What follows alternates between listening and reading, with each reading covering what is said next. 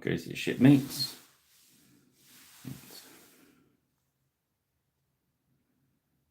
Just a little bit, there we go.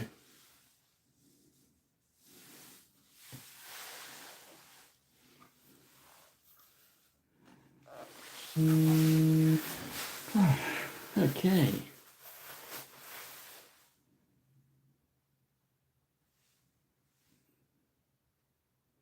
So the computers all catch up.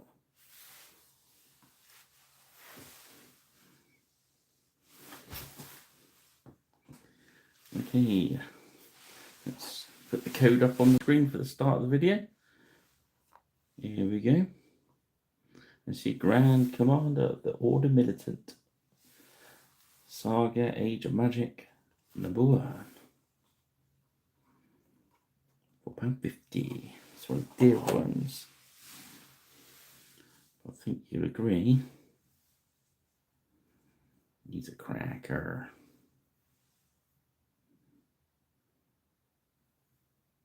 What was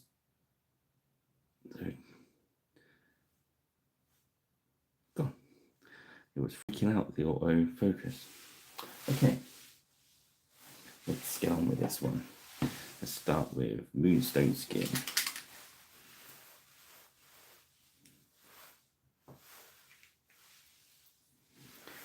We'll introduce the miniature as we go along.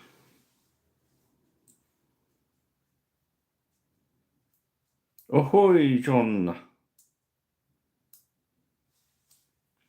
Yes, I like this one. This is the Age of Magic. It's got these Order Militant guys that aren't really more high miniatures at all.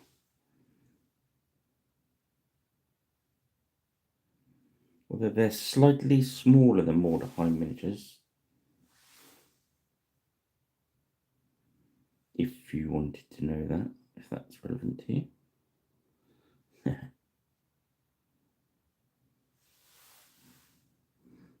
Ahoy! So yeah, we've done our usual Xenophor undercoat with Vallejo airbrush, black with grey over the top from the Xenophor. And we're doing our usual neutral pomace base. And I spotted this one earlier looking on the rack to what to paint tonight, and I thought I really fancy painting this one because it's one of those ones I never get bored of painting.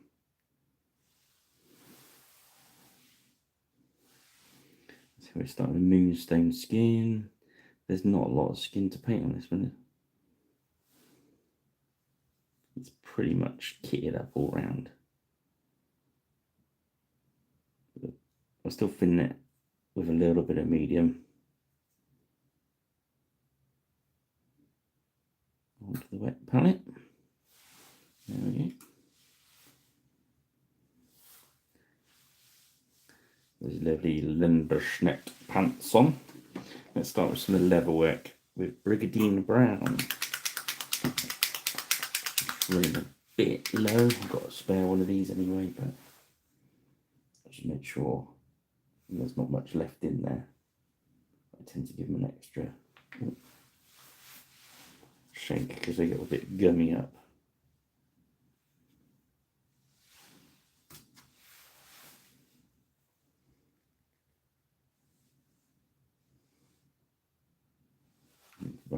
Yeah.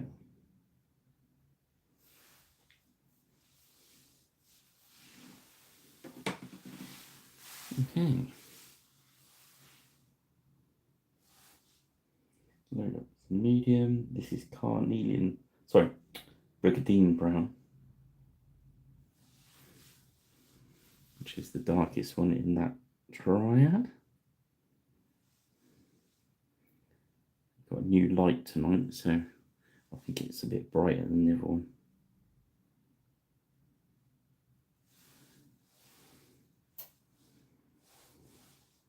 Yes, I had one of those fancy arch ones and it blew up yesterday.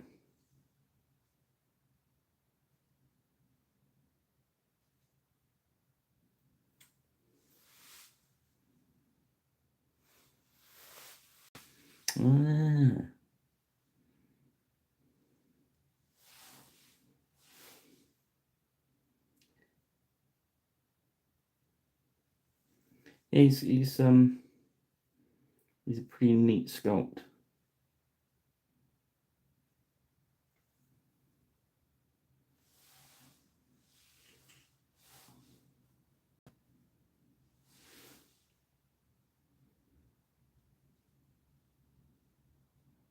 So I knew some guys that you'd be using these for like replacement Mordheim miniatures, and when you put them next to the GW like 32 heroic ones, it's just slightly smaller. Hello, Jeremy. How are we doing? Mm.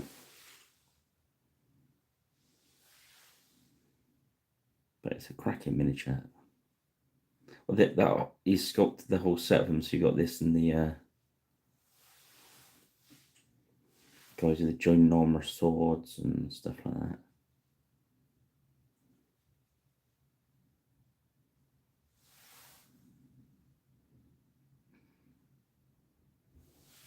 What sort of game? What game's that, buddy?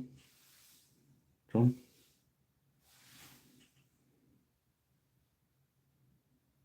We're very nosy on here.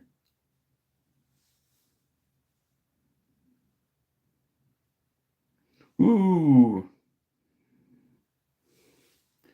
-27.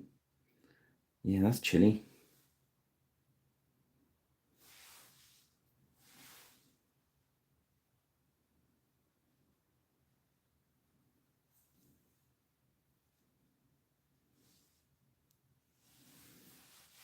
I was yeah. Want to have a look at this miniature because there's another project we're going to be starting soon at the Nest, and this is probably going to be one of the miniatures we're going to use for that.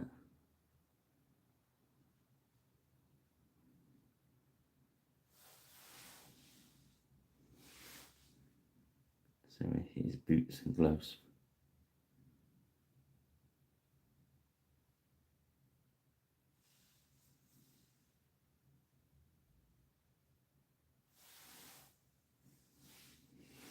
Mm.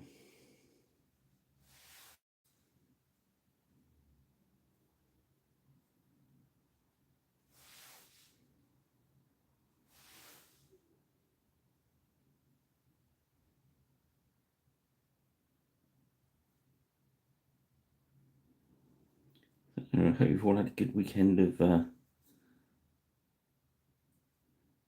good week, whatever you do. Hopefully you got some gaming or hobby time in.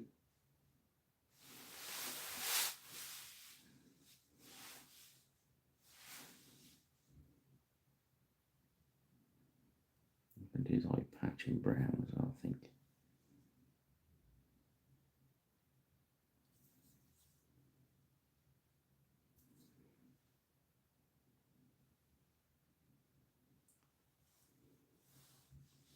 Yeah, so it's quite an exciting moment when my painting lamp's plug exploded. It's a big moment in my day.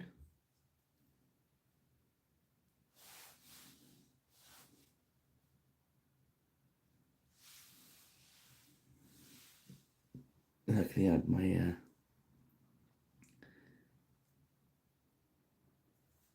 lamp from home set up. So swipe that. Why this one just arrived earlier. Evening, GS.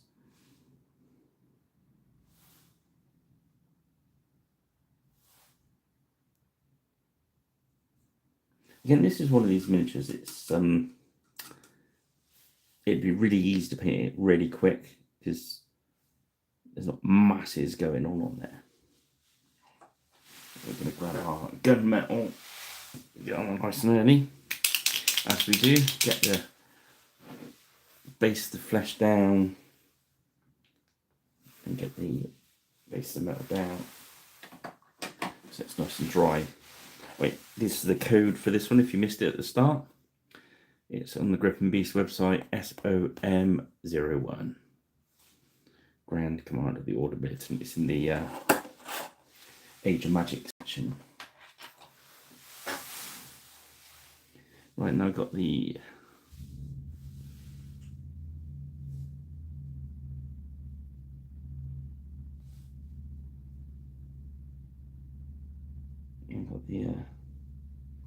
gunmetal in there, bit of moving into the brush.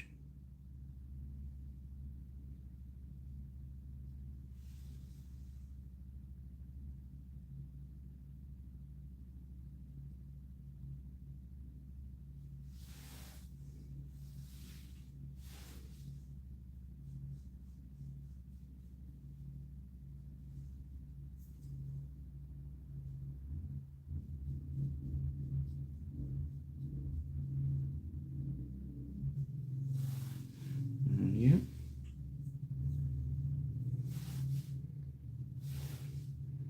I'm going to do some armor plates on there. Yeah, we swap brush to a brush where the point's knackered, because that's what you do when you use your metallics.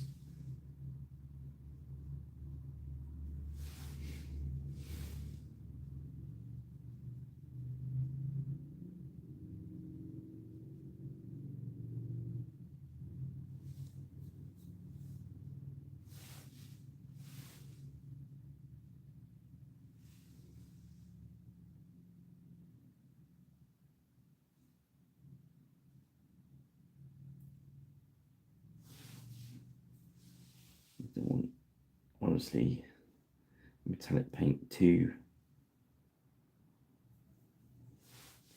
thinned out, because it loses its cohesiveness a bit more easy, a bit more easier than the ordinary paint. I think that's the butt of a gun in there. We might change that to gold yet, but we'll put some silver in it. Oh, well done, Rich. Yeah, I'll take that as a win. Well, it's a win, mate. I've got cracked on with your R4 I've got the cavalry on my left ready to paint tomorrow, and then it's just the heroes. All the main infantry is all done. So, haha. Right, let's paint the gold so I can be bright. We're going with greedy gold.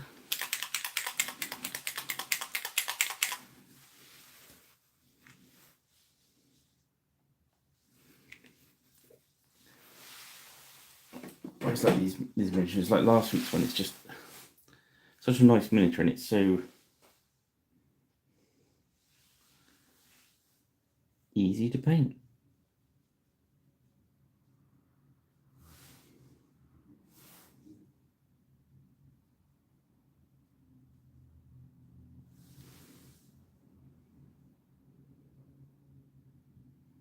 Oh, cool. Well, hopefully, I was going to try and do them over the weekend, finish them over the weekend.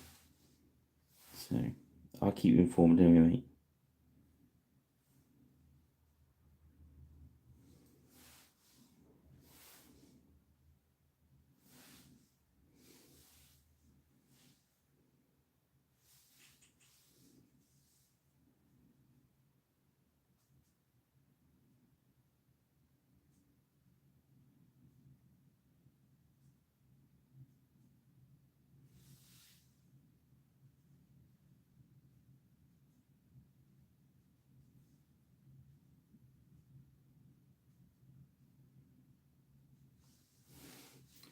Yes.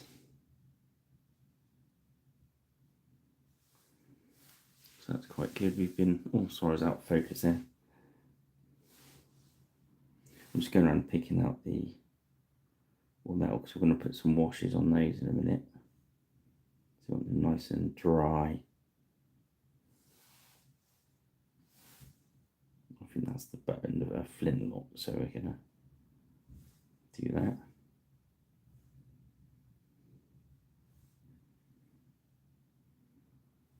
About the cross on his patch, we'll do that as a red cross, or do a red one, I think.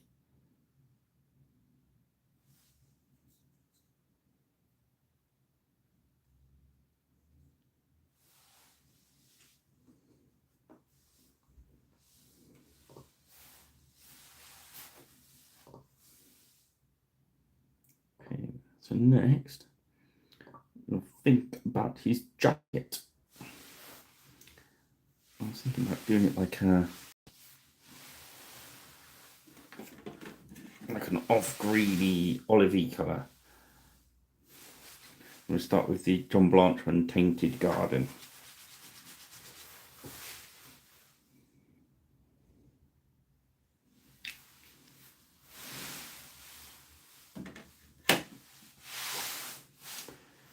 Go back to the brush that's got a point on it. Oh, pardon me. Nice bit of medium in there. Do that there so we can watch. Sorry about the messy palette, there we go. Bit of medium. I'm just going to pull it away from the big pile of paint we got. As you see, it's all nicely watered down now.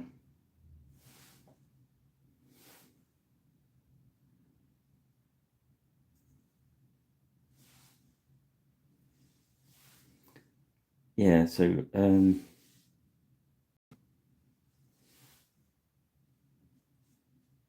thinking about setting up a Age of Magic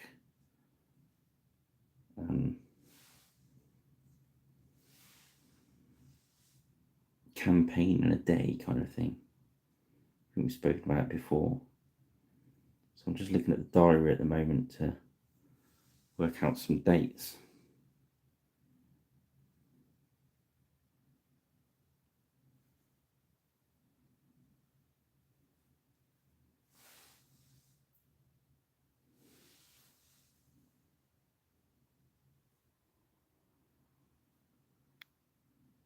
So watch this space.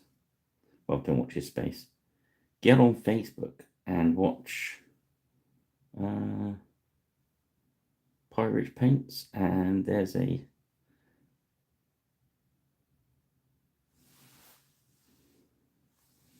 group thing for the Pirate's Nest now. So we'll try and set up some games.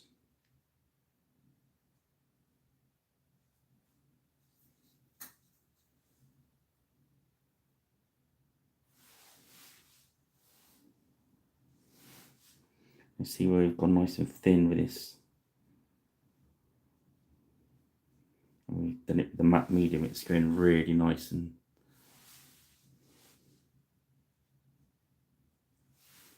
with that Zenithal undercoat, it almost paints itself.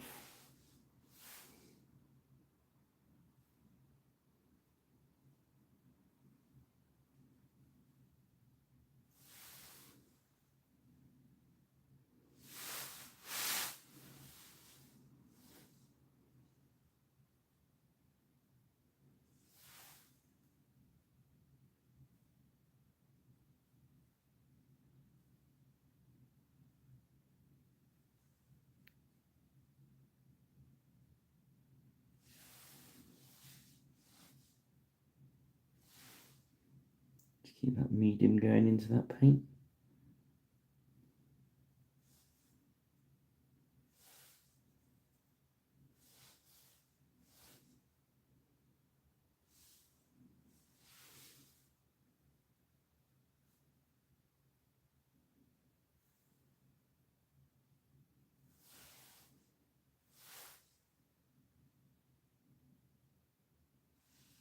Sorry. I've got the camera in a slightly different place tonight because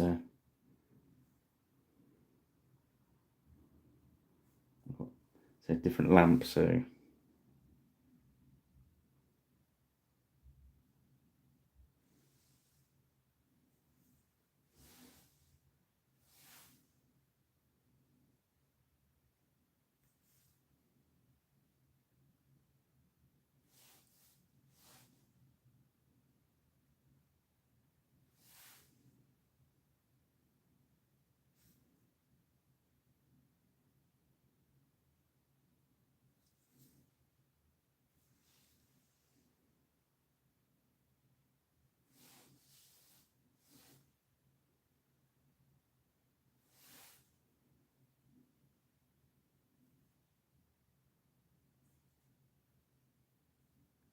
I've missed the massive elbow guard he's got on. Obviously completely paranoid about being hitting the right elbow.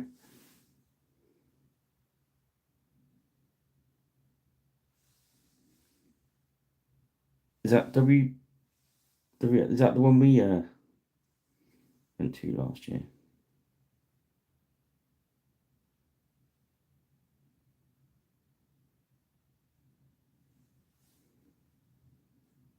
I'm trying to pick around the extra bits of jacket and stuff.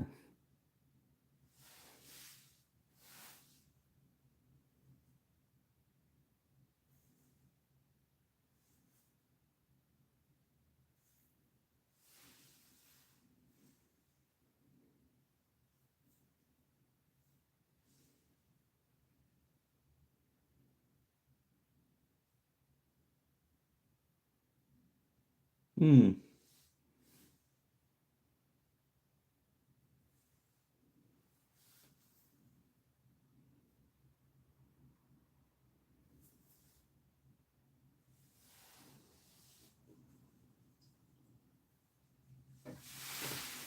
So that's the base colour of that on.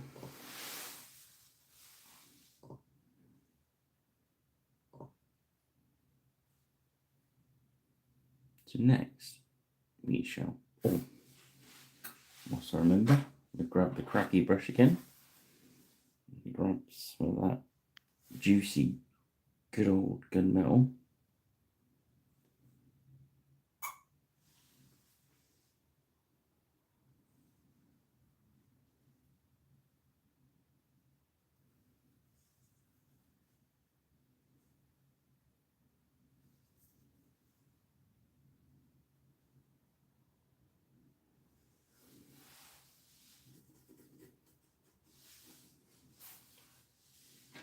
I'll grab a slurp of my drink.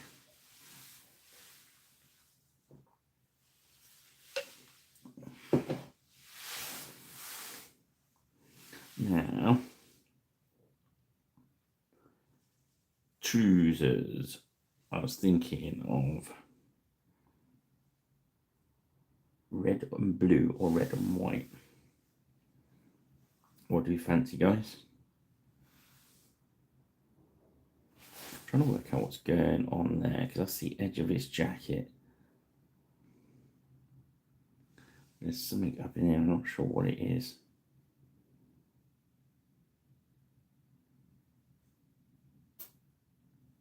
I think it might be another weapon.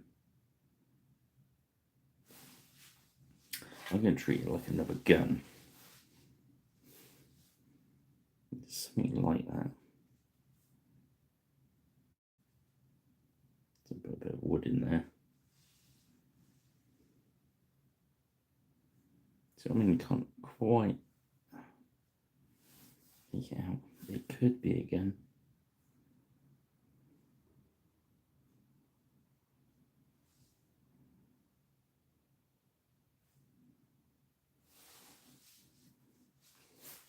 I'll just drop a little bit. Is it green into the recess in there?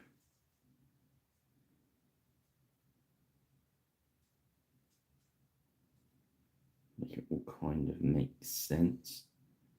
That bit needs a bit of brown in a minute.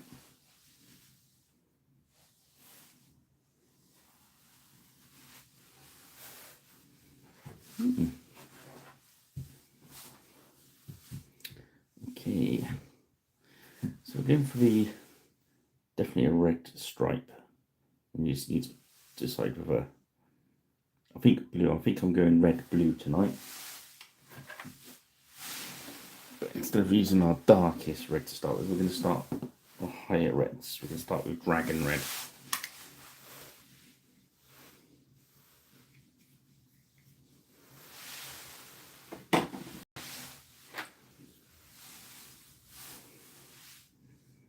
I just can't see this guy being a bright yellowy lounge neck pants, you know what I mean?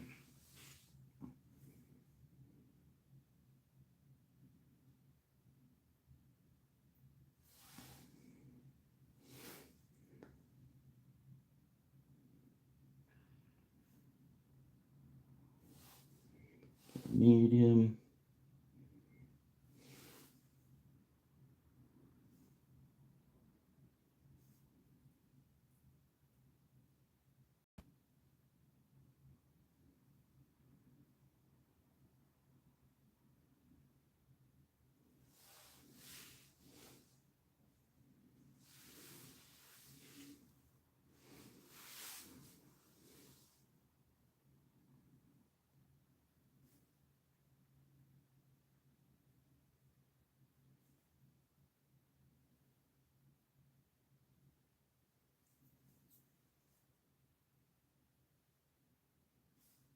We'll use quite a bright blue, I think.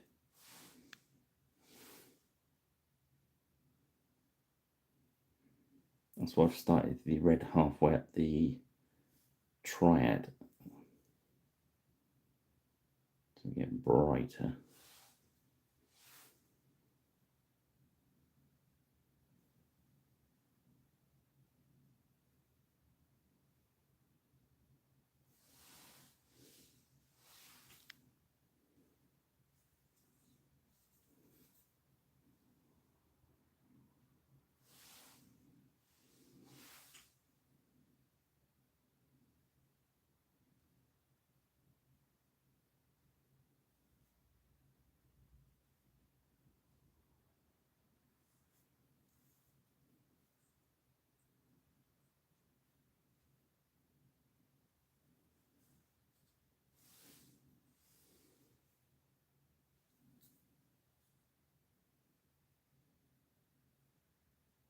I knew they went around the back, so what I did from the other side to keep it neat, I put a dot on it from this side. So I grabbed the right one, if you know what I mean.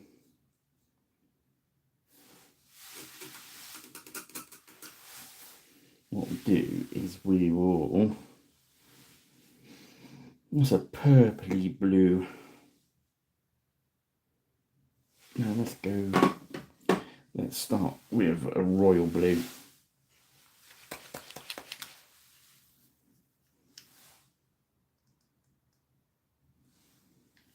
What's up with my paints tonight?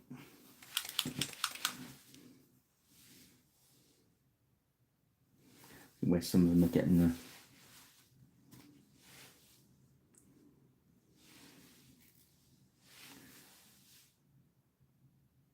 on the empty side. I think the ball bearing gets gummed up about in the top. Need to go and thin some of these bad boys out.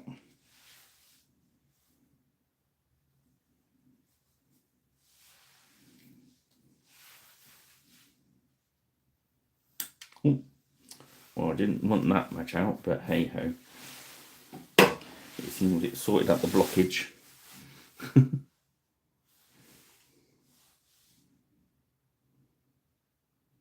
Never mind.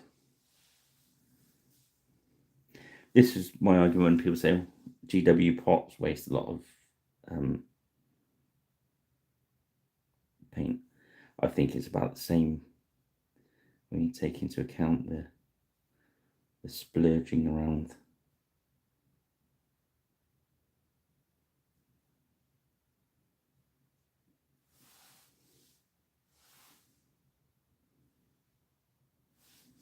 Bit medium.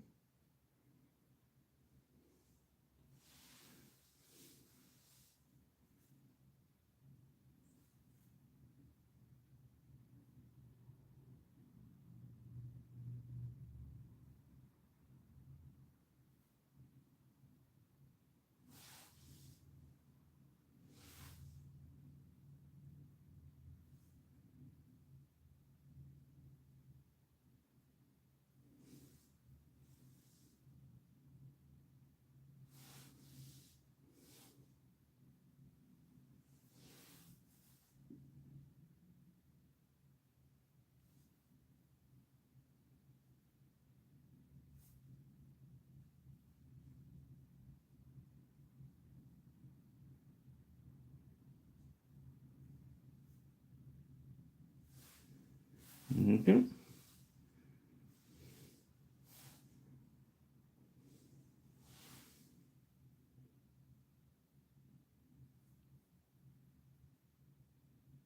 As we said before, good miniatures almost paint themselves. You can see very early on that they just come to life.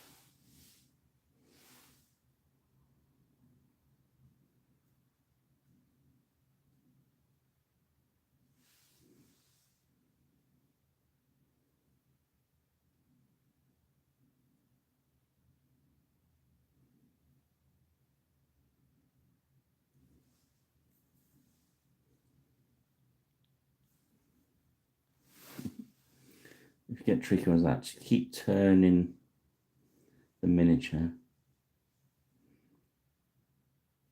till you find the angle your brush will go in at. It'll work. Have faith. Rather than just hopefully dive it in there and get paint everywhere else.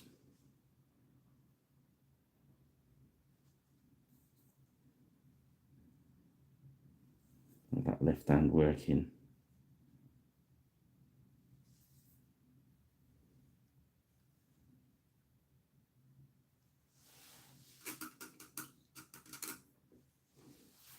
There's a little bit of red at the top and I missed. Beauty of on the wet palette.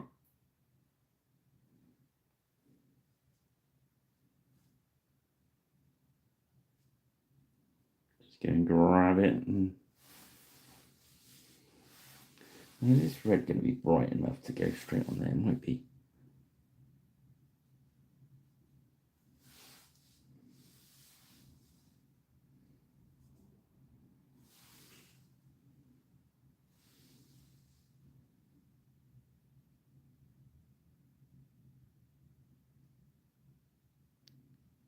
It's a cracking little range. I intend to do I might actually keep this one and do the warband thing because they are cracking.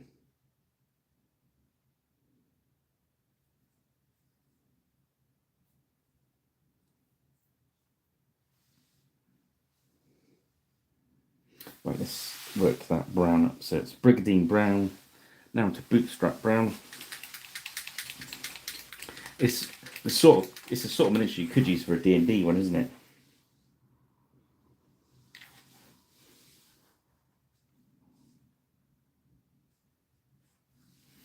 That is a cracking line.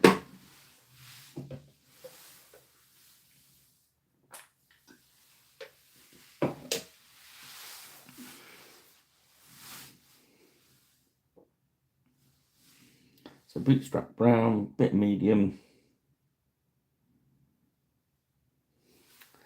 We're looking for the areas, we're looking for the peaks, not the valleys.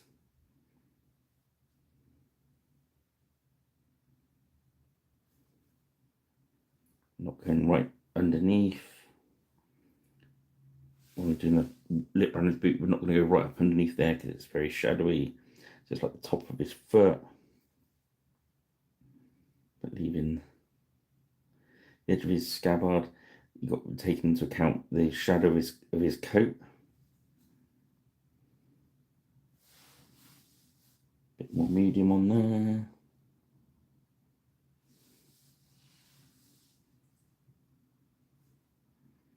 On the top of his boot. Remember where his coat is, it's going to throw shadow.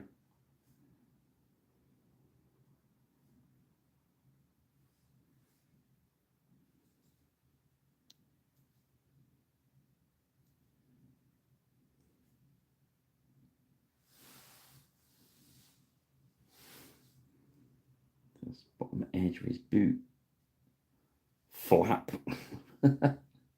The foldy over bit.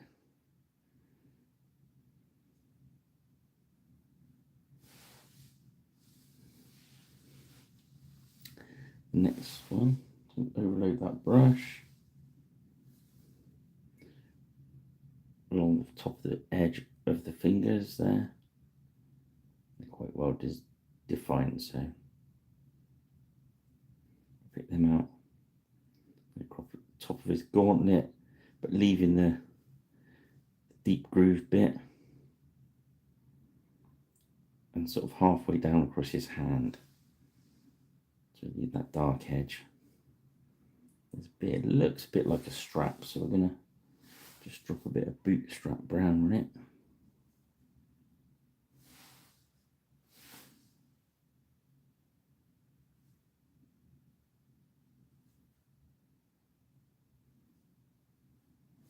Okay.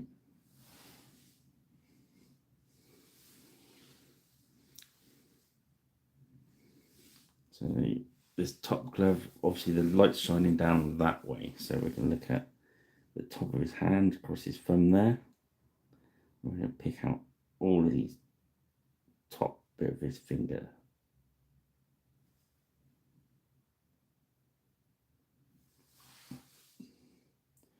And it goes around here. And a little dot on the base of his thumb because it's underneath the shadow. I'm going to get that edge there.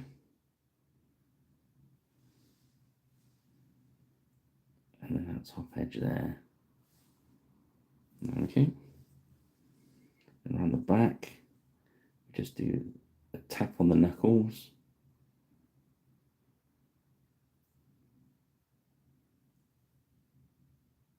And then all these higher bits on the back, we just pick the very highest of them. But we're not going to go round underneath. We're going to leave that in that original brown.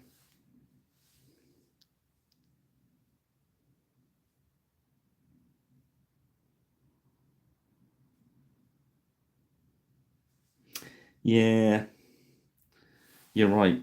I can't argue with you. To be honest, I don't know. I looked at getting someone to print the racks off for me. I just ended up buying acrylic nail varnish holders because on Amazon they would just want a lot of money, and they fit. You can have 6 tiers or 7 tiers, and I fit what 1, 2, 3, 6, 9, 12 bottles across each row in these ones. I think they were something like a tenner.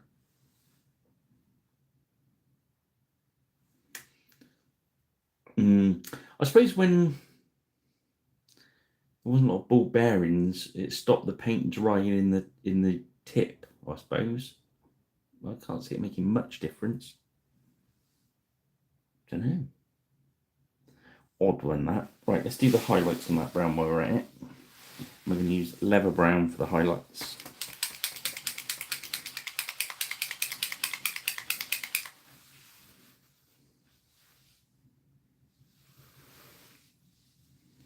I think the seal on the pot's probably more important than what way up they are, isn't it?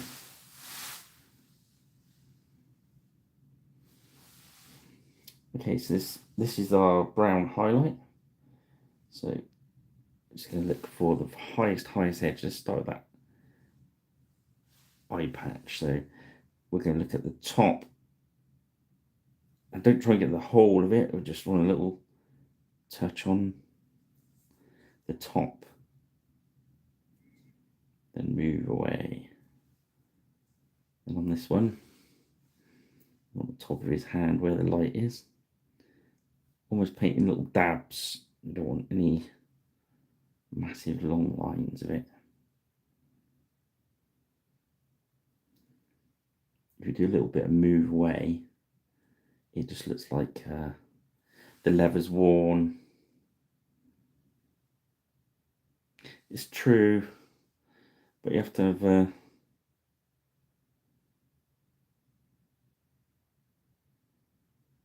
yeah, I don't think I'd handle it then being upside down.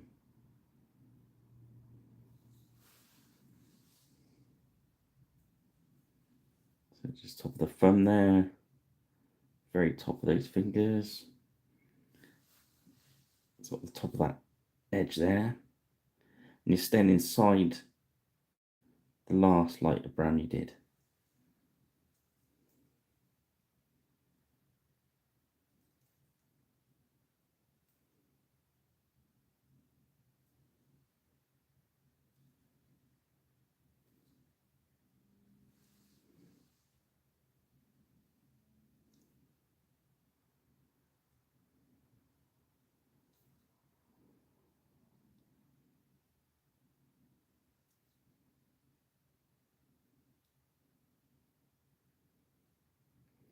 sword learn just across the top of his boot.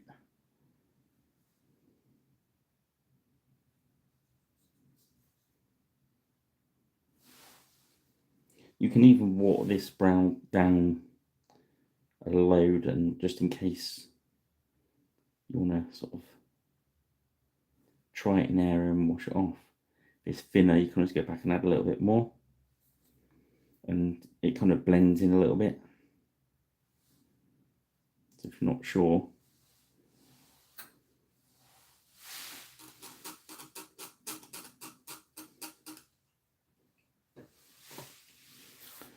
okay, so that's our brown done. So now we shall do that green. So we started off with the blanche. What did me say? Let's go to the tundra. Oh, it's a bit of a reach and I'll knock the camera. I'll grab both of them. So the next one, which is actually the start of that double triad of ochres and tans, is Tundra Taupe, which is a deep olive brown. Not quite as deep as the blanchy one.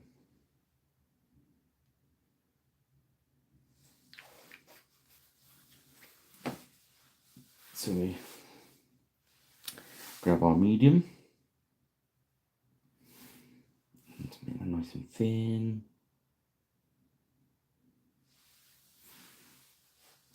And then we're going to come across along the top of the peaks and leave the valleys.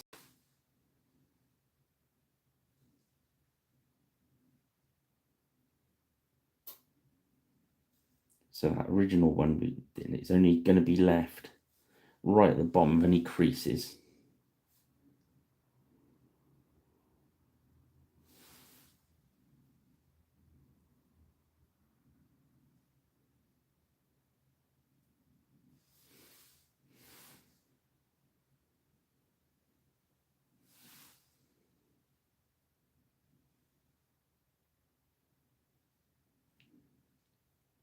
At the end of the video, if you're still around, G, just give us a shout and I'll turn the camera around so you can see all the ones that I've got out there if you've not seen them before. Well, I think I did it on our walkthrough video. I think I showed it.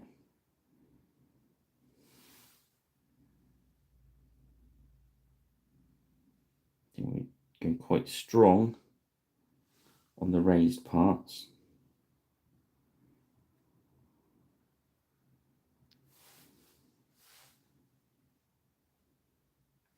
This is where you could use washes to deepen those dark parts if you like. I would if I was doing rank and file miniatures. I'd probably just do the do this one rather than the very darkest one, and then just put a nice green wash in there, and then decide whether to highlight or not. But where this is a warlord, we want to give it that extra bit of juice, you know what I mean? So as I'm working background, I'm just hitting those higher areas with this.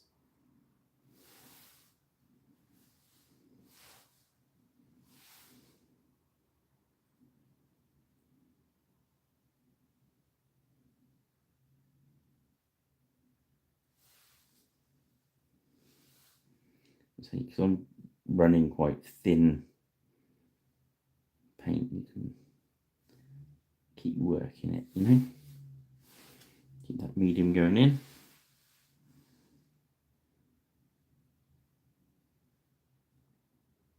Where you got fold over there, and then if there's anything going across a piece of material, just leave, you see the light's naturally showing you where to go. Look.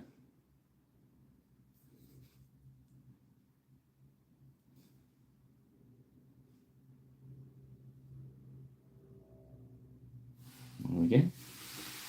That's in the chalk. Let's jump to the next one up with Prairie Ochre. And they've got these handy little boom. Oh, that was going to need a good shake, look.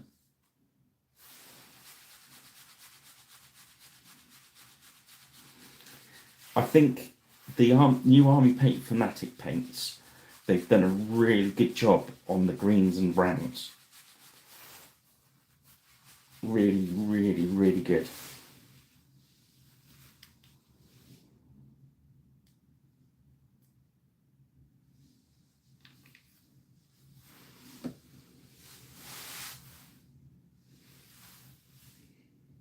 Right, so this is quite a jump up in, so we're going to start with quite a thin one of this. Well, it's too much. You can see in my brush there's too much moisture in that brush. So I'm going to wash it out. Start again. If I'd have just gone onto the miniature, then it would just thrown everything on there, which you don't really want it to happen.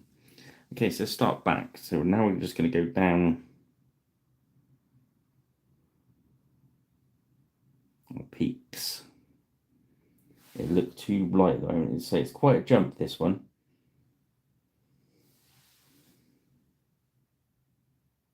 But we're quite thin, and where it's a lighter colour, it will dry slightly darker. The brush isn't happy. Come back point. If it's not working, stop, reset, go again. And if the brush is just died, we just grab another brush. And it's going alright again now. It's where we had all that extra moisture in there. It upset my little brush.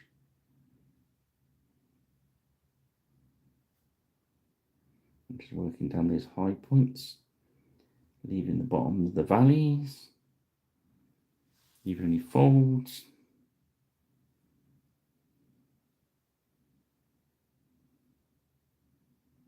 When you get me flat like that, and it's very flat, it's a bit tricky because you want to leave it because it's beyond catching the light, but it gives it an ordinary awkward shape. So what I tend to do is put a little bit of the highlight this side and work it down, and then maybe catch the bottom edge and then just work it back. So you kind of wreck what you're doing, but it makes it look better for that part, if you know what I mean. Because the way you highlight stuff on tiny miniatures is slightly different to real life anyway. We over exaggerate highlights, and but it's scale. What's it called? Scale. Somebody is far more artistic than I am explained what it was. It's something to do with scale shading or something they call it. So for our eye to accept shading on something like this, we almost have to go extreme. Otherwise it just doesn't, we don't register it.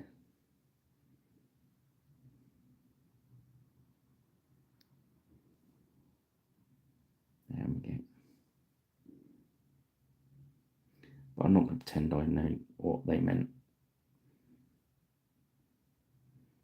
And I apologise to any true artists out there if I've just cocked it up what I was saying.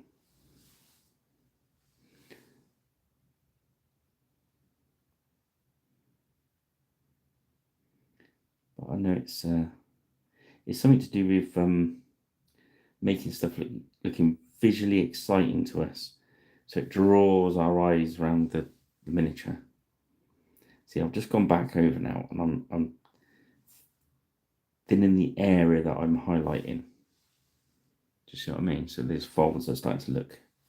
I think you can actually do with one more highlight, but I know the next one up desert is very yellowy.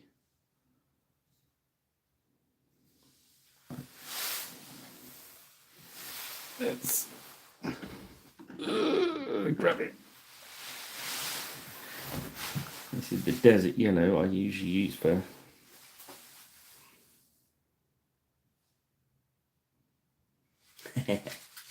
yeah, it's good for Death Guard, that green. I haven't got any in here. I've usually got a few one of my sons is a Death Guard player, so I get to paint all the big ugly grooblies, which are fun. And my daughter hates them. She says they make her feel sick. So we're going to go with desert yellow, which is ochres and tans, but we're going from the ochre into the tan now, so we've got to be really careful with this. So we put lots of medium in it. I'm going to wash our brush out again.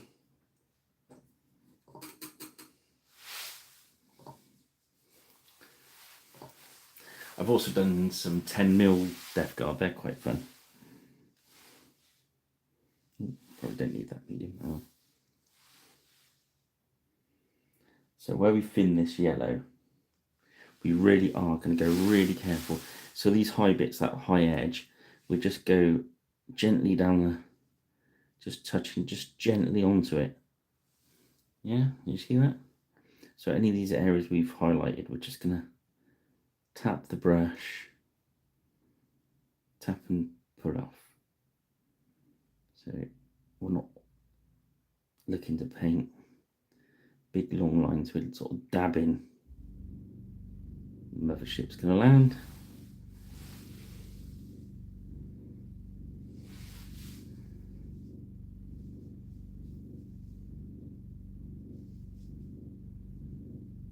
There we go.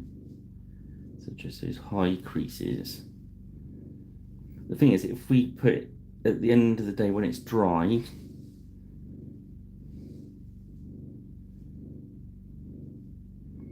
if it's too yellow, we just go back and we can make a glaze out of the mid-tone, or we can use just a wash.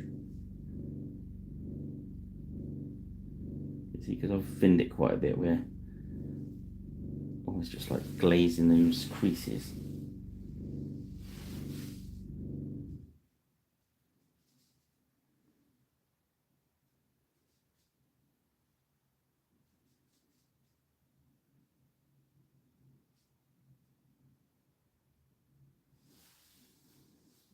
Okay.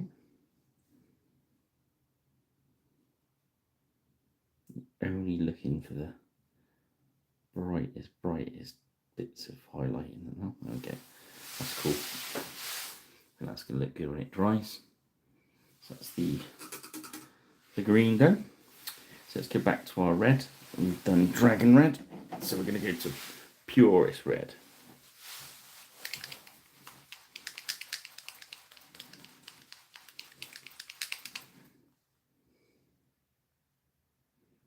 Yeah, I think it's skirmish games as well. I was talking to somebody about this the other day, that skirmish game,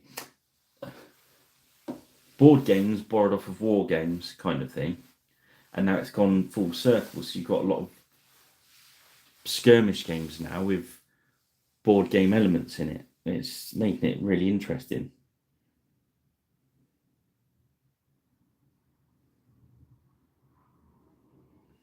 It's a bit medium. I'm going to thin that. I'm going to go down.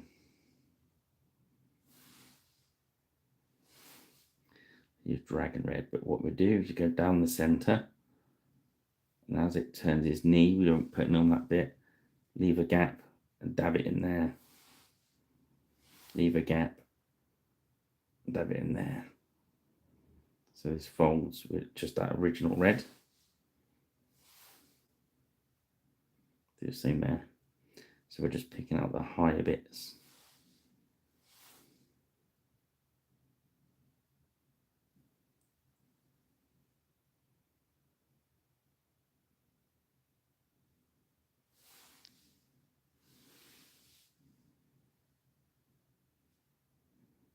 I was going to say, has anyone got their Ecorsair books?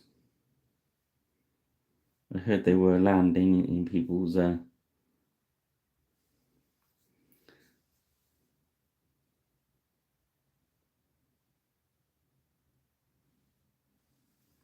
Ecorsair.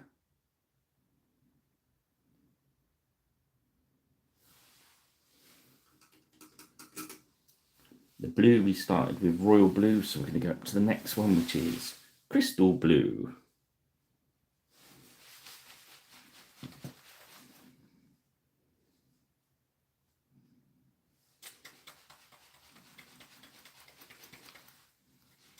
Yeah, they did. They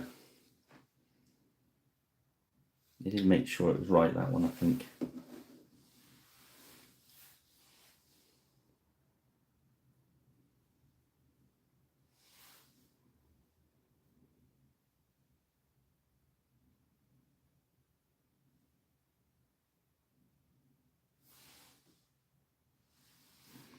Yeah, somebody bought. I painted my Ecosia warband, and somebody bought it all. So I do have to paint some more. I've got front rank stuff because it just looks so good. I finished it. I didn't put the pictures up, did I? I'll try and do that over the weekend. I took some pictures of the knights. I finished all the knights off and took some pictures of them. And since setting up the light box up here, since we moved to the nest, I had it set up just right down at Pirate Island, and I couldn't get it right down here, and I took pictures and they looked absolutely awful. So I'll have another go now, because I took the pictures of Kari last week and they come out all right. So I think I've cracked it. So right, we're going to use Blurred Chalice, which is a very, very brilliant red. It says brilliant, not brilliant.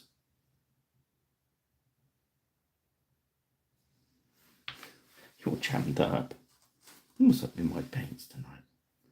In fairness, this is one that doesn't really get used very much because it's a bit pinky for my liking for highlights, but it's gonna do really well on these trousers. I'm gonna put a bit of medium in there, and little dots of it just on the high bits.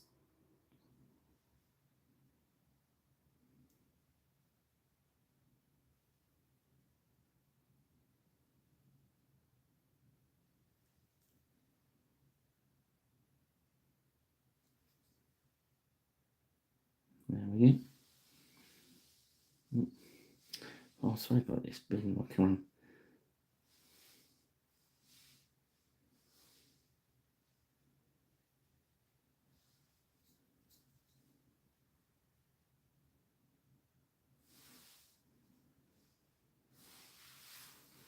I'm trying to time it. 1 hour. 1 hour, we're getting there. Now I want to do the fur around there. I was going to do it brown, but I think I'm going to do it grey. I was going to give him grey hair, but I'm going to give him orange hair. Not red, he's going to have orange hair. But I'm going to start with the orange reds for the base. Dark red, but it's very orangey.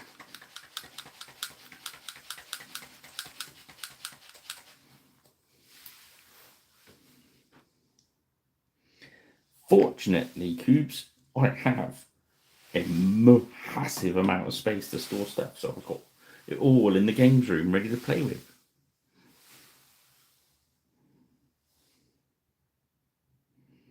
Especially because we've got our new tables. We've got 2 massive tables now as well.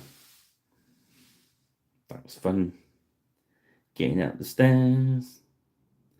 An 8-foot by 4-foot table. 2 flights of metal stairs. Yes. And my son helping, bless him. He just guided it at the top while I carried it on the bottom. That was a challenge.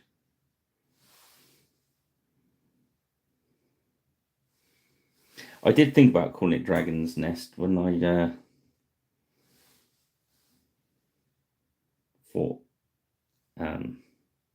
when I first come up, because of the obviously reference to the Horde of Dragon's Nest, or what's the other one? The Horde. I thought about calling it Dragon's Horde. It's all the treasure up here. I'm sorry, I'm not nattering away. I didn't even check. Yeah, this resplendent red is very, very orangey, with a bit of medium in there. It's going to give us a great base to work from for a shock of orange hair. Seeing as this guy is very fantastical.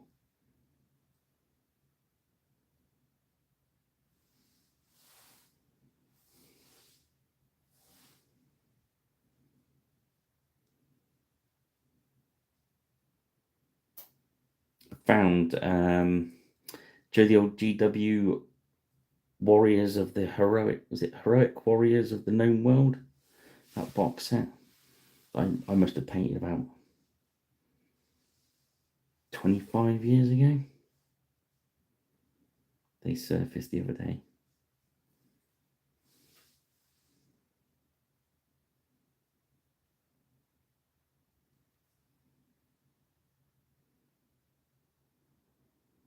Look, that's one of my favourite boxes, that is.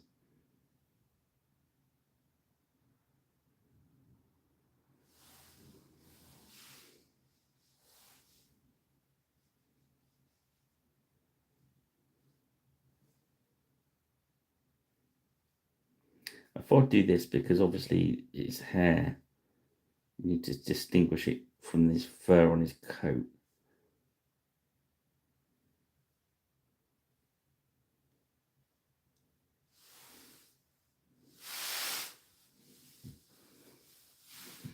Oh, they're disgustingly dear now. I was looking, because there was a couple missing, so I thought, oh, I'll look on eBay, see if I can pick the odd ones that are missing. I think they're missing one or two of them. And they're like 20 or 30 quid a piece. And I thought, I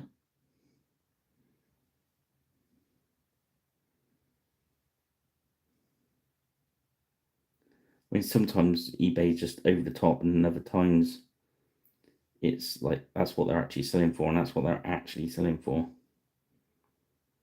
So if you see, yeah.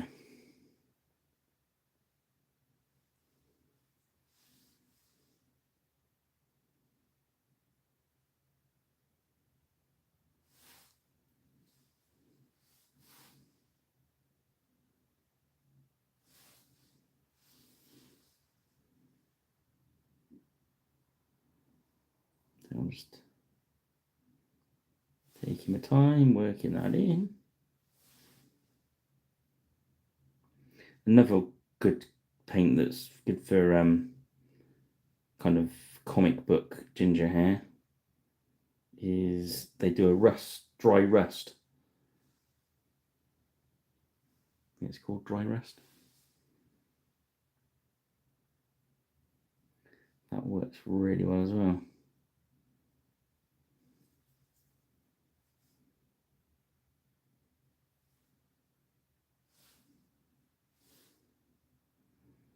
Sorry, I don't mean to be offensive to any ginger people out there.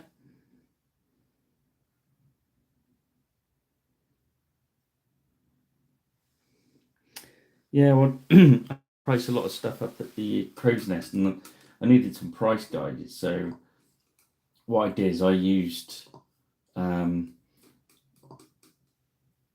what's his name? The Shop on the Borderlands, and a couple of others, and also eBay.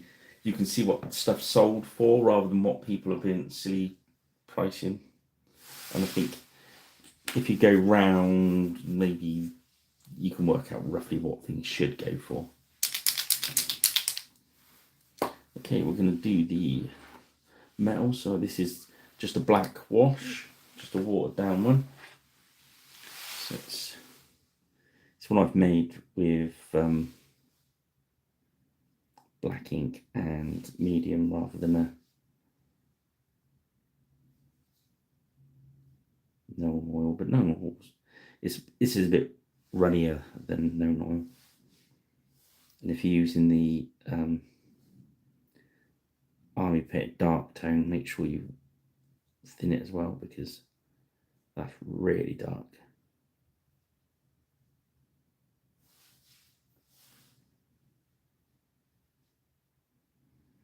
I like mine a bit thinner, so when I've got chainmail to deal with, it sits into the chain better.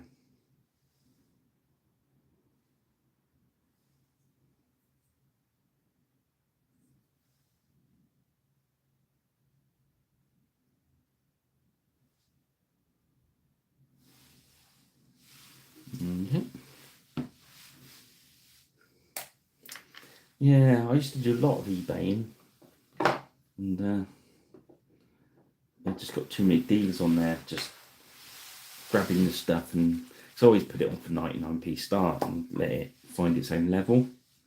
But you do that now, you end up losing everything for 99p.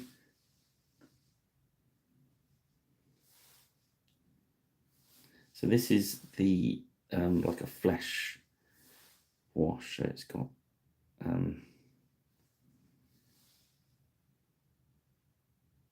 bit of Reichland flesh shade in there. It's got some speed paint Crusader flesh and some medium. There's no exact recipes for them, I just chuck it in there.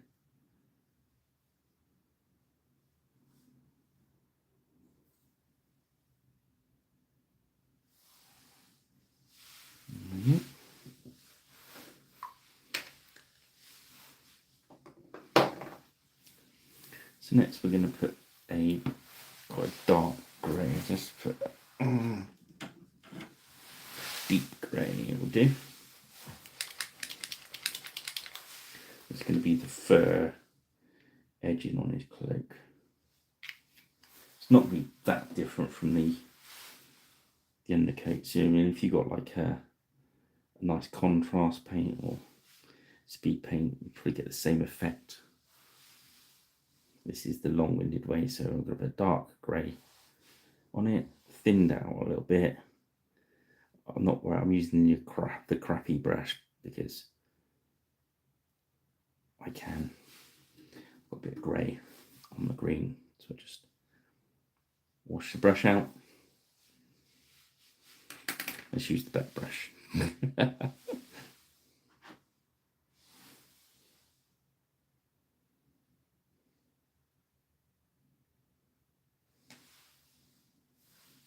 Just come in.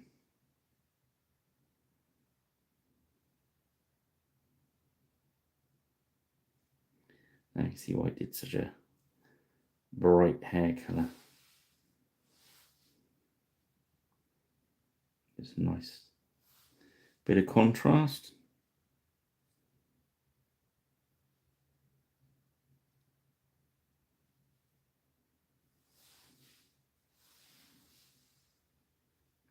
As I said, usually we're looking to paint a bit faster than this, get it done. I think you could get this miniature done very quickly. But when you're dealing with the warlord personality character, as you said before, it's worth spending a little extra time.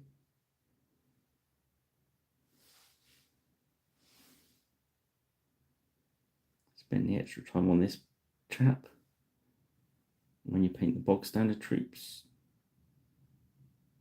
not so much.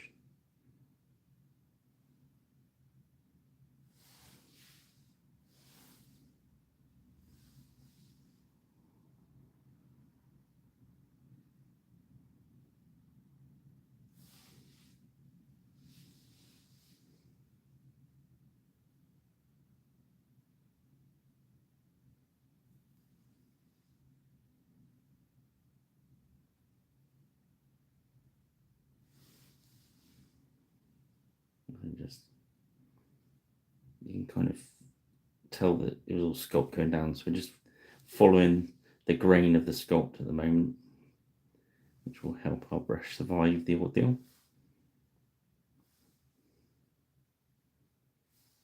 There we go, let that dry.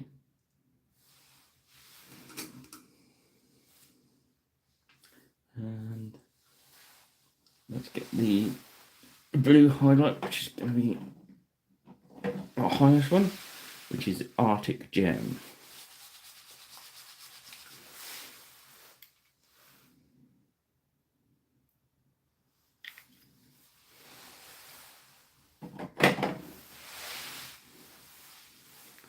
Again, a bit of medium on it.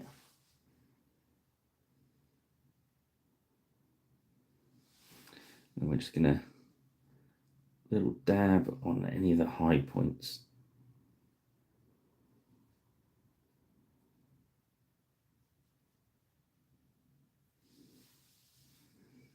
Dab, little catch that edge.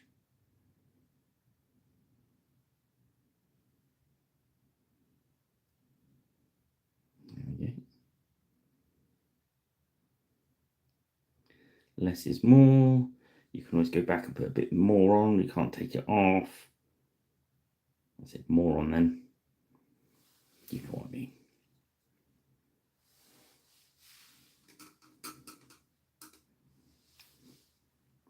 That's red, blue, brown.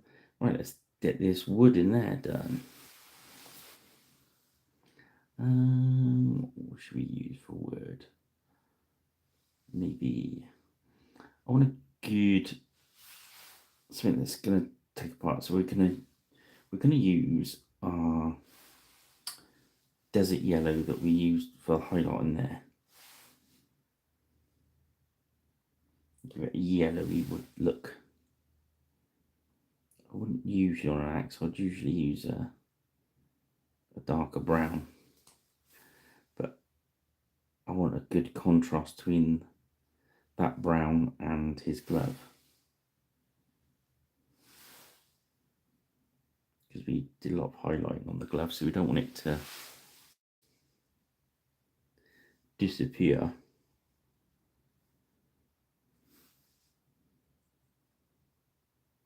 Do you know, was it the 90s where GW went and started on the Warhammer stuff? They started painting all the wood red. That was kind of a weird choice, wasn't it? Do you remember all the Gobbo's chariots and that were like on red wood? I'm just going to put a little bit on we think is the guns. I'm just letting it build up slowly because it's quite watery where it's been on the palette, which is kind of working for us there. That's good. And then the grips on the sword and the axe, we're going to use a kind of a purpley red, which is going to be, let's use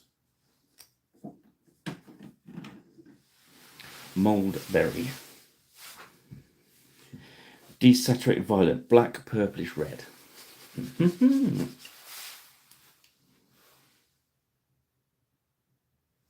was going to say, I guarantee that will be blocked. These are the colours that don't get used as much because obviously I'm doing a lot of Dark Age stuff at the moment.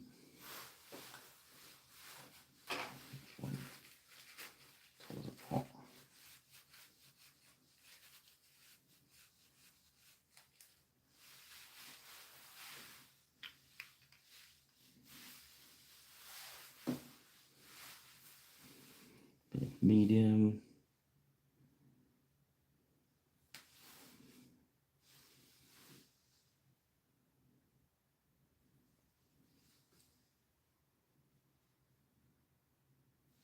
I think it just makes swords and that look interesting if you give them a different handle.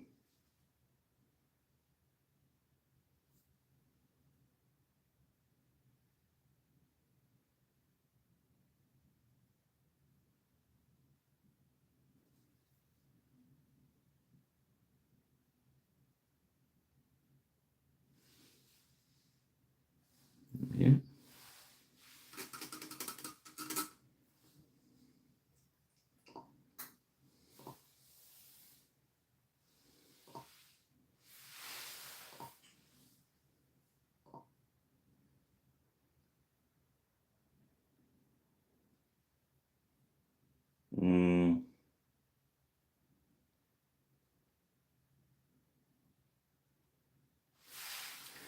It's scary, some of the prices, but I think everything's being forced up, isn't it?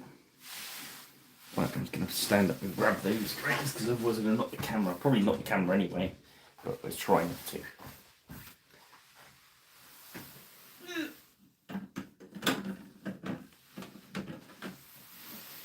Yep, still knocked it.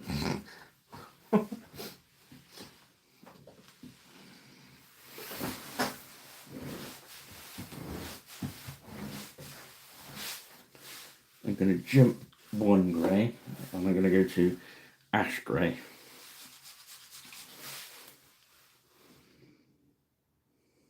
The thing when you do a fur, you want the highlights to stick out a bit. I'm also going to put company grey on the palette while I'm at it, and that's just one step away from right white. It's very, very bright.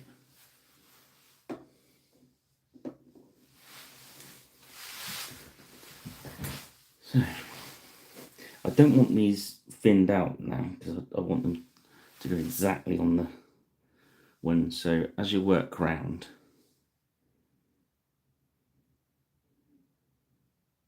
you just want to be light and just catch with that company grey any tuft that raises its head, and that dark grey should only be left in the recesses.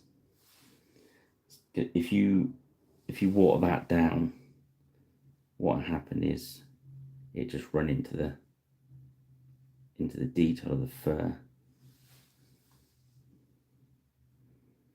which is not what we want.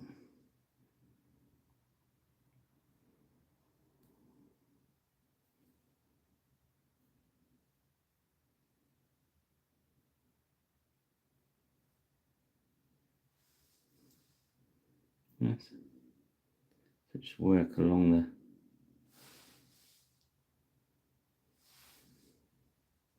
from the top edge of it.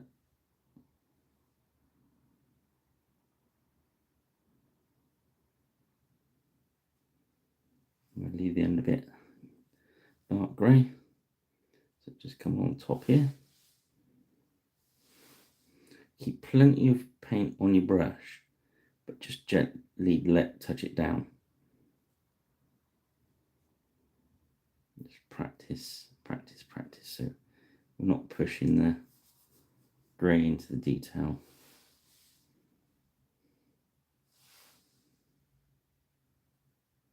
If you're not sure, you can. It's a very similar technique to dry brushing. Karen knew what it was called. I can't remember. I've always called it over brushing. It's kind of like doing dry brushing, but with lots of paint in your brush. So now what we do, dry the brush out again. And we do the same thing with the very, very light one. But this time we're just concentrating on the tips of the ones we've just highlighted. So just nipping around, catching the odd one. So if you're not sure, or you prefer to, use your dry brush. This is a good technique to practice. It's a very similar technique.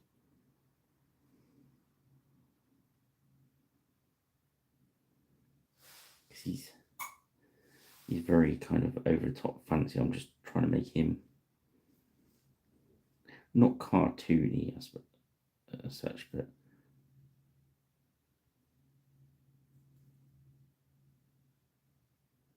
larger in life, I suppose, as well.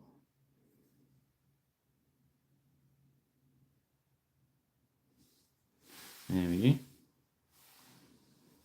Of course, when we lacquer this with the matte one, it will naturally go a little bit duller anyway. So next we're gonna work his face.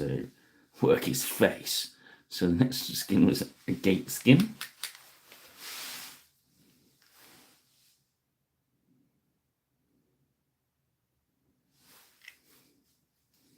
Little tiny blobs because this is really doing his face.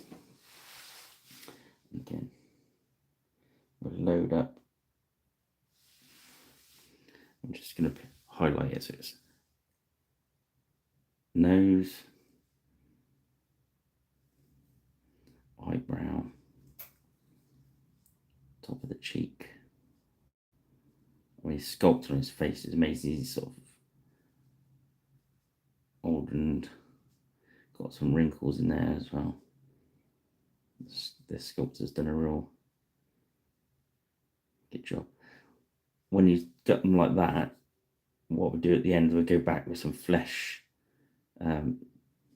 wash just to furrow those. Work on your face.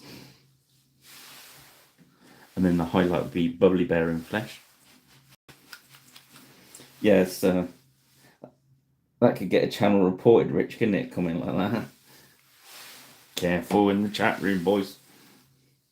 AI is watching you. I've got a thing about that the other day, is that AI in the chat room. Again, this lighter flesh down the middle of the nose, lip, chin, eyebrow, bag under his eye, cheek, a little dab on the ear, That should do it.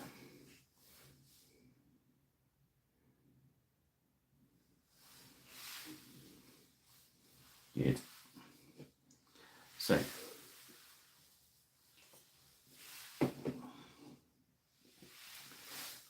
let's put his hair.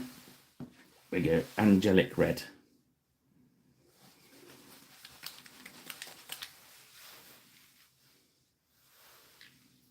Which is another one of the orangey red, warm reds. And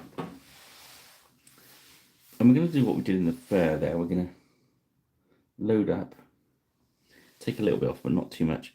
And we're just going to hit the edges of any tufts we want. So like on the edge of his moustache.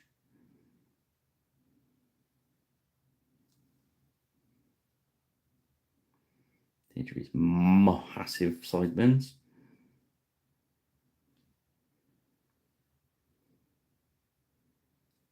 And just work back on his hair, just picking out strands here and there.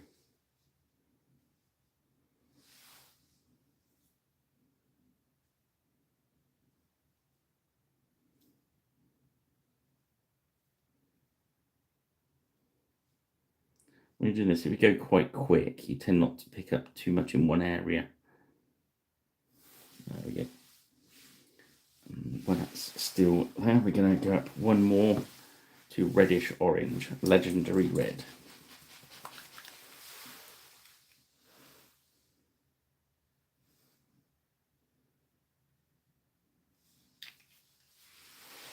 And this one's just right on the edges of things, so it's really just not too much of it anywhere. So just the tips of those spiky bits.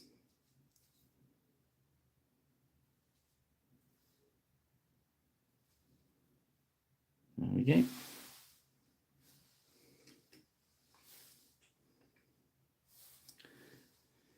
So next, mulled berry with the. So we want to go mouldy wine.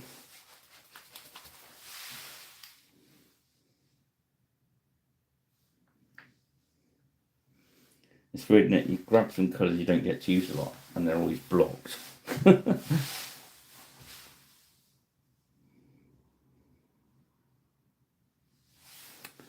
Again, I'm just going to highlight the top edge and front of that. Oh, pardon me, but none of the grooves in that grip. There we go. And just a little bit of that top edge. That's it. That's good. That's good. The grey's good. All that's painted in there. So let's do his eyeball. Well, let's do the metals first. Metal. Let's do the metal. Let's do the silver. Where is it? There it is. Shining silver.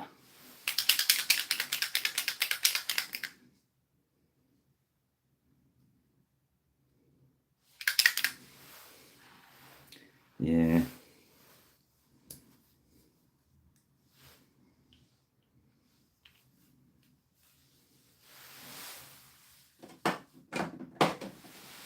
So get one of our cruddy brushes.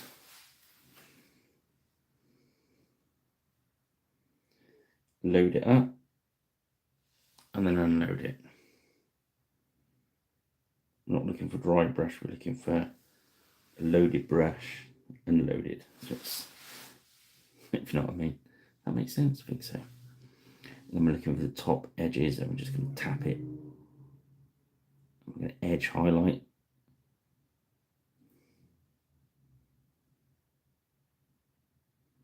And work it to anywhere we want it to look a bit shiny.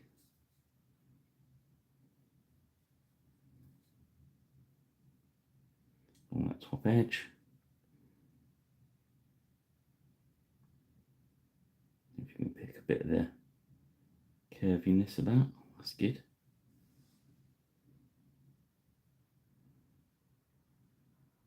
I'm just using the edge of the brush. I know we took a lot of it out. There we go.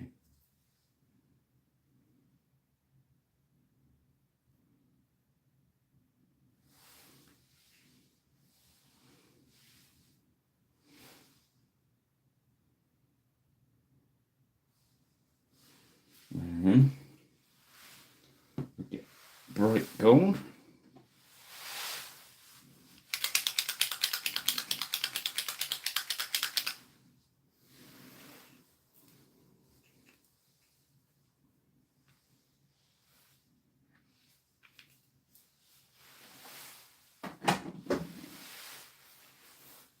Do the same thing with just a little dot of that and then take most of it back out. And we're just gonna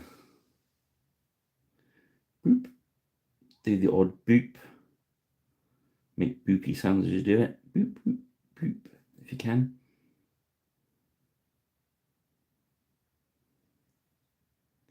So when we put the, you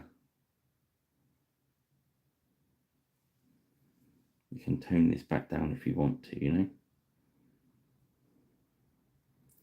But once it's painted, you've got to then go back and paint it again if you want it to be actually better off to do it over the top and then take some off.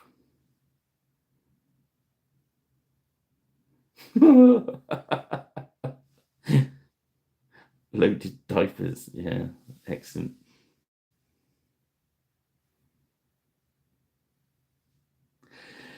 I've lost where I'm now. Oh, eyeball. That's what I was going to do.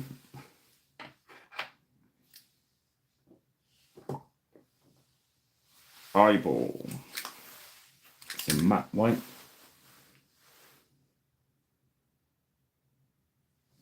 Some don't like using matte white, some will use off-white, whatever tickles your fancy. Grab your Psycho or whatever your chosen weapon of eyeballing is. There's me knocking there. So in the medium, in the thing, white, take a little bit off. Brace yourself.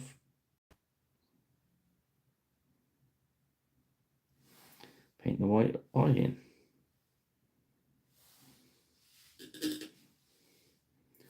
Carefully wash your brush. Always put the cap back on. So, oh, we didn't do shoulder pads when we did the silver. Let's grab the crappy brush again. Just a little bit on there. So just want the edge. That top bit, there you go.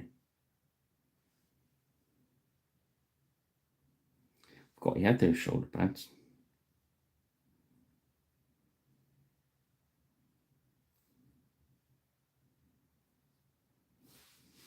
wash my brush off. I've got a little bit on the glove, so let's just take it off. There we go.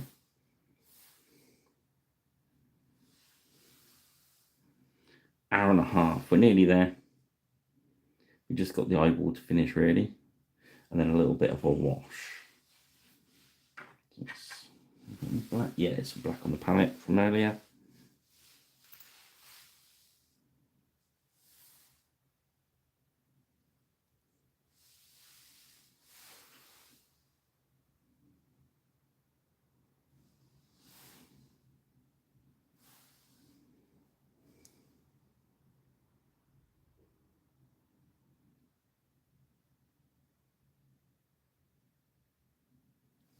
Yeah. See if we can get it on the camera for you. There we go. So next, the Blanche set has got warm skin shader. I think you can buy it separate now. That's the same as their old flesh shade, which is the better one. The new ones are a disaster. I think John Blanche knows that. Okay, so around this eye here, let's do this side first. Let's load your brush up. And just put a bit between his moustache. Anywhere where you want a bit of shade. Oh, come on, that's better. Around this eye, I stayed away from it for a minute to make sure the black was dry.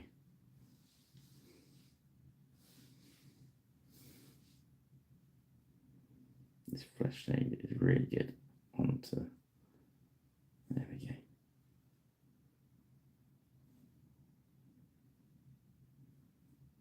And if you've got a bit too much on your brush and it's gone a bit too heavy onto the flesh, just wash your brush out.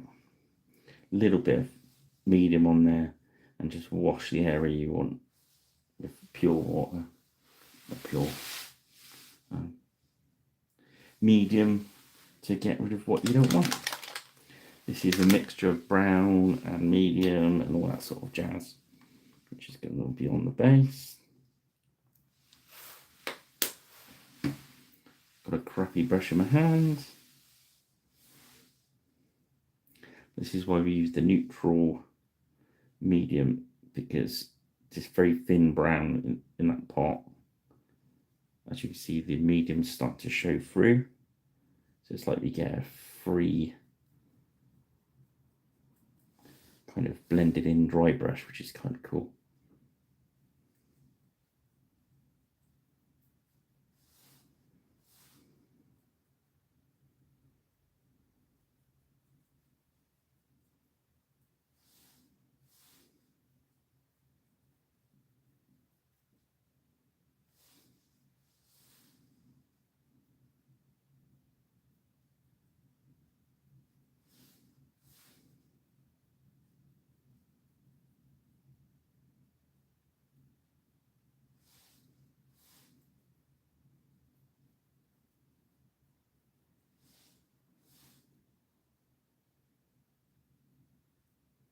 There we go. And you could put a bit of wash in the hair if you want a bigger contrast in that. You'd use the orange shades. Let's grab a bit of the flesh shade, just drop it on the axe wood. That'll be alright. There's probably a little bit red in it, but that's alright.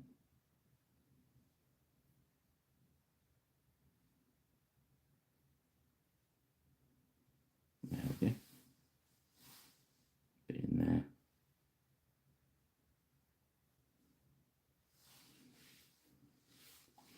And then we'll grab some black.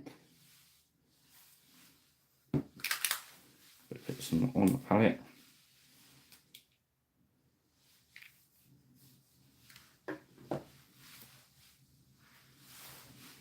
Do our little victory lap.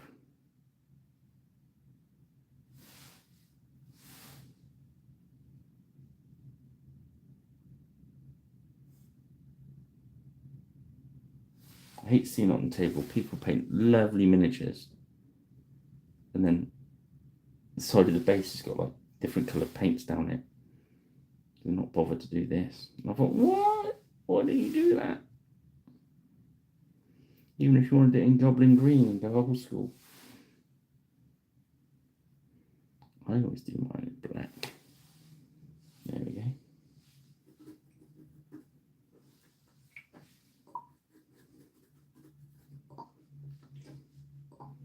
Right, let's see what we got.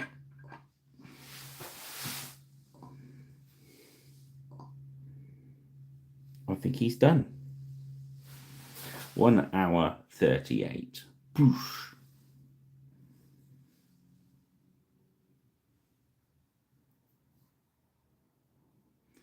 So I'll stick a tufty on him, and then whilst I get the light box set up, hopefully over the weekend, I shall get you a photograph of him.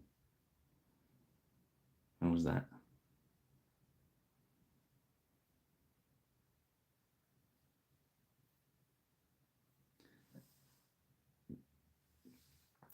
He's a corker.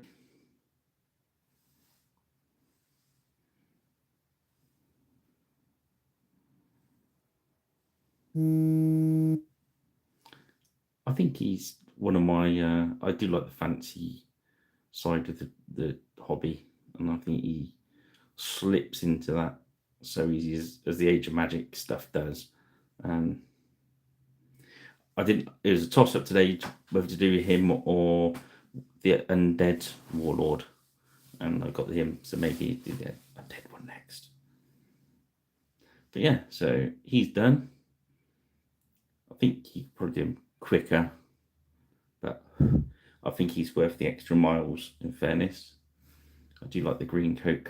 Makes him look a bit sort of wildernessy, doesn't it? Okay. You still with us? Do you want to see the racks I've got? Okay, you ready? Whoop. There we go. Go all the way that way. And all the way that way. There we go. Right. I think that's it, guys. Unless there's any questions. Don't think there is. It's pretty straightforward, that one, isn't it? Okay. So, where are we at the moment? There was something I was going to tell you guys. I can't remember what it was.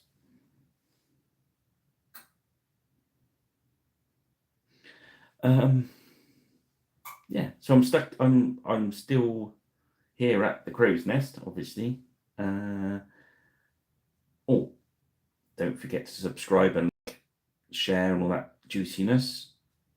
And check us out on Facebook, Pirate Rich Paints, and then find the Crow's Nest group and join that. And I think that's it. Oh, don't forget to pre-order. I know some of you guys have already pre-ordered Kari Sigmund.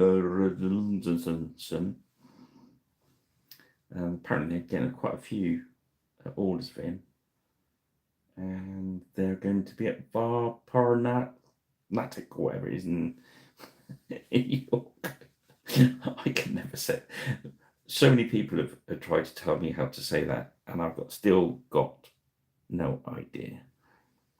But it's the next show. The original Beastie Boys are going to be on the stall, and they've got their new game, which I think if you go to, I know it's on the Facebook page of Griffin Beast, the link to download their game. I'll ask if I can put the link on mine as well, so people can find it. It's like a fancy saga type skirmishy game. Would you believe it? Okay, right. I'm going to go and let you guys crack on with your weekend. Rich, I shall message you tomorrow or Sunday and let you know progress report. But hopefully by the weekend, the Arthurian guys should be finished. All right, guys, well, thank you very much, and I will see you next Friday. And thank you for joining me. And let's remind people that are late to the show, that's the miniature we painted. There's his code on the Griffin Beast website, SOM01. All right, guys, have a great weekend, and I'll see you all again soon. We'll do it again. Cheers.